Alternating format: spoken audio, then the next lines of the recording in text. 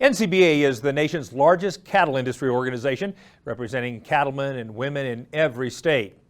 And this year, the man serving as president-elect hails from central Nebraska. Craig Uden joins us now in the studio. Welcome to the studio, Craig. Thank you, Kevin. You know, you have been a longtime leader in the cattle industry. What's caused you to devote so much time and energy and effort to these volunteer leadership positions over the years? Well, I think a little bit of it. As a kid growing up, I watched my folks go to the Cattlemen's convention, and every time they went, they brought something back to improve the operation. So it's a continuously learning experience, and what you give, you get back out in value. So that's the main reason that somebody's got to move the industry forward. There's always issues we have to deal with, and somebody's got to face those challenges and find solutions. So not me, why not? Absolutely. We appreciate your service.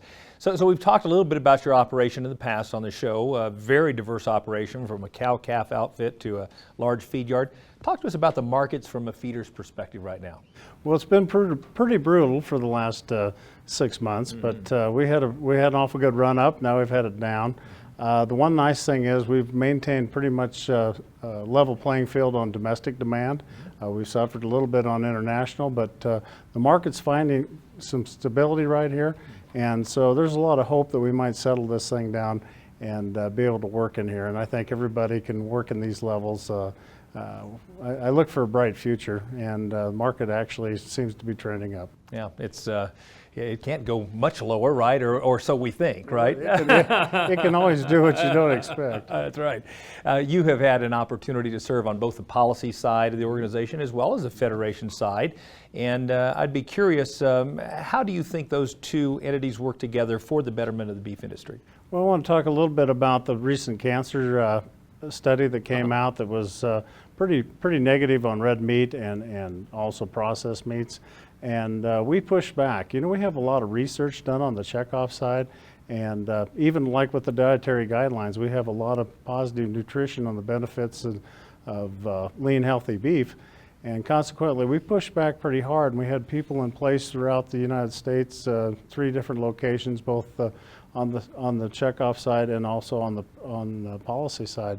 With the policy folks, we helped move that thing through and push back on those statements, and by the end of the week they were on the defense, and we found out that we had a lot when we're organized and we work together both on the policy and the checkoff side. We can have quite a voice out there to the consumer. Make quite an impact. Let's talk a little bit about policy. What are some of your specific personal areas of interest as it relates to policy for our industry? Well, trade's always important, and Trans-Pacific Partnership right now is foremost. We need to get this thing passed in 2016.